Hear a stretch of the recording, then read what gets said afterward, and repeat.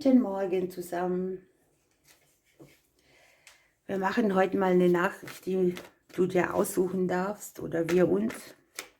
Ich wähle ja auch mal ganz gerne. Ihr habt hier den roten und den silbernen Buddha. Und ich ziehe mal Karten, weil wenn ich die springen lasse, fallen die meistens so, dass man die sieht und das möchte ich nicht. Ansonsten hoffe ich, dass es euch ganz wunderbar gut geht. Und wir schauen, was die Karten uns für eine Botschaft mitgeben.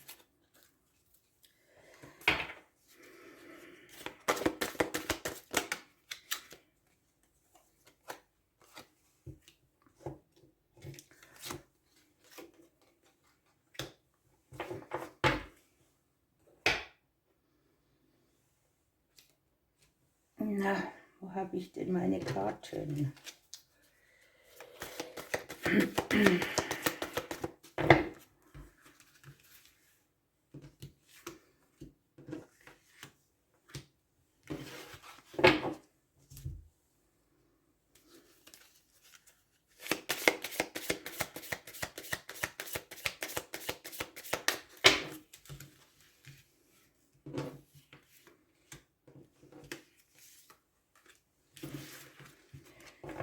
Okay, ihr Lieben, dann nehmen wir noch 2 Lennys.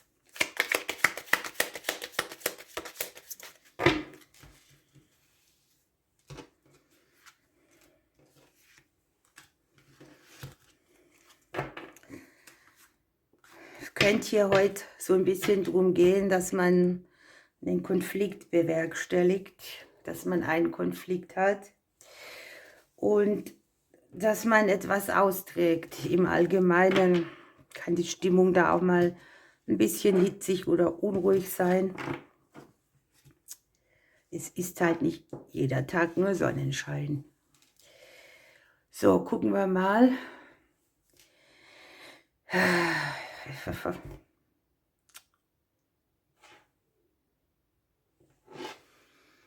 Ich würde Silber nehmen. Ich wollte erst die andere Seite, bin dann umgeschwungen. Gucken wir mal, was der uns hier sagt.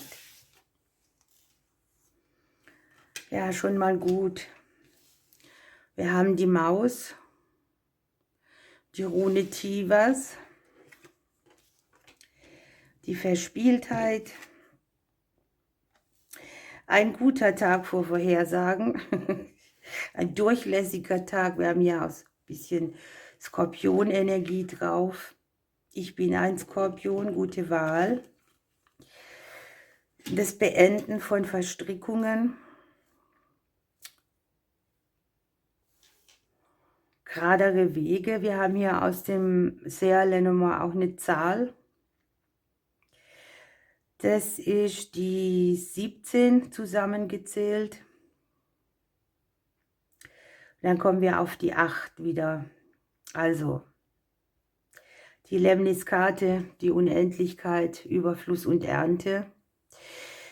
Wir können vielleicht schon voraussehen, dass wir hier eine Verstrickung rauskriegen, ein schweres Thema beenden, einen geraderen Weg finden. Denn die Maus gibt uns hier ein Thema mit, wo Gerechtigkeit auf uns zukommt. Ganz einfache Regel, man erntet, was man sät.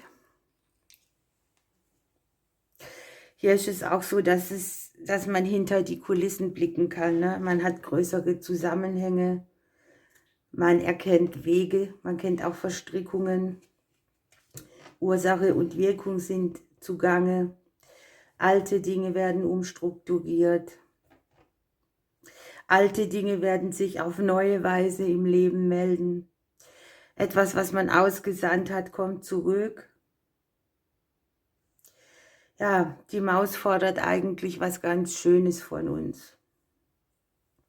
Nämlich die ewige Opferhaltung aufzugeben, sich Ängsten und Befürchtungen zu stellen.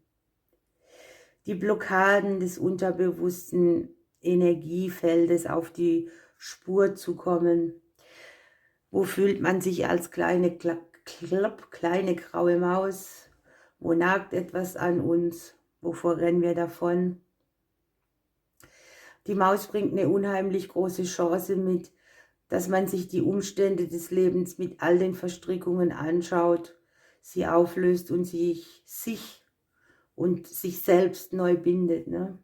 Es geht darum, Verantwortung für das Leben zu übernehmen, wo auch mehr Leichtigkeit mit reinkommt, wo man erquickt ist, wo man in der Kraft ist und wo einem einfach auch gesagt wird, das Gute wird immer siegen, immer.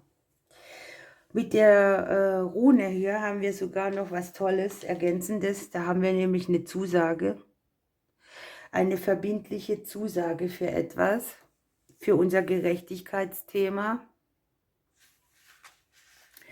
Bei der Rune geht es um das Element Luft und natürlich auch hier kann schon sein, Sprache, Kommunikation. Tatsächlich aber auch um eine ausgleichende Gerechtigkeit wieder, die wir hier mit der Maus schon vorangekündigt gekriegt haben. Hier ist mit der Rune so eine Kriegerkraft, die nicht kämpft, zu sehen. Die wirkt einfach, die Rune, weil sie da ist. Und sie gibt dir eine Zusage für das, wofür dein Herz brennt. Und für das, wo du auch mit ganzem dafür einstehen willst oder dich auch streitbar machst, dir nicht mehr die Butter vom Brot nehmen lässt. Aber man muss zunächst mal noch ein bisschen die Opferrolle verlassen, den Speer erheben, den gerechten Weg auch gehen. Ne? Der Krieger hebt hier den Speer und geht voran. Und die Rune sagt einfach auch, dass wir gesagt kriegen, dass wir den richtigen Weg gehen und dass der auch dem entspricht, was von oben so gewollt ist, also unserem Lebensplan. Bisschen Überblick gewinnen kann man natürlich auch mit der Vorhersehung. Vielleicht habt ihr auch schon lange was vermutet, was jetzt dann kommt, gespürt. Und das Ziel zeichnet sich so langsam ab, wird also in greifbare Nähe rücken. Spannend. Ich wäre hier sehr dankbar drum. Ich habe so gar keine Lust mehr auf verstrickte Situationen. Deshalb auch ein Tipp von mir, bei allem, was ihr neu macht, bleibt einfach gleich authentisch, weil dann kann man da schon aussortieren, was passt und was nicht passt. Und der Rest ist einfach nur Feinschliff. Wie immer, alles, was ich hier sage, ist meine persönliche Meinung. Ja? Es kann jeder zu jeder Zeit anders denken. So, hier gibt es irgendwie eine Bewegung, die noch voller Zweifel ist oder voller Möglichkeiten, die Unsicherheit machen. Es kann hier Gespräche, Worte gegeben haben, Lügen, die rausgekommen sind, Unehrlichkeiten, Manipulationsversuche. Hier geht es um eure Wünsche sehr stark. Ich habe Element Erde dabei. Und ich habe natürlich hier genesende Energie. Energie, wo ihr so weit generiert oder regeneriert, dass ihr euren Wünschen wieder näher kommt. Ich habe das Krokodil mit dabei. Es geht um eine große Transformation und am Ende ist es halt auch so, das Krokodil legt sich irgendwo so wehrlos hin, ne, und schläft oder tut so, als würde es schlafen und im passenden Augenblick schnappt es zu. Hier ist man natürlich auch wieder konfrontiert mit Urängsten, mit Blockaden, mit Dingen, die einen bisher abgehalten haben, zu leben, zu lieben, Fülle zu erleben. Hier ist sehr viel Selbstheilungsenergie mit dabei, also regenerierende Kräfte. Ein bisschen Ungewissheit. Natürlich sind auch beim Krokodil, wenn es um Transformation geht, auch Hürden dabei, die haben mit ganz alten Dingen zu tun, mit Karma, mit Lastern, mit Blockaden. Und das Krokodil sagt eben auch, dass wir einfach die Kraft haben, die wir brauchen, unser Leben zu meistern, das nach unseren Wünschen zu gestalten. Hier ist der Tipp, dass man eben nicht jammert und klagt und rummacht, sondern den ganzen Mut zusammennimmt und tut, was notwendig ist. Man macht sich auf zu neuen Ufern. Man verharrt eine Zeit lang hier in der sozusagen Totenstellung und wartet, bis die Dinge gewandelt sind. Und es geht um sehr viel karmische Prozesse, die hier wegfallen. Also eine sehr regenerierende Sache, bei der man Konflikt nährt. Das kann etwas sein, was in der Vergangenheit sehr stark an dir vorbeigelaufen ist, obwohl es dein Wunsch war.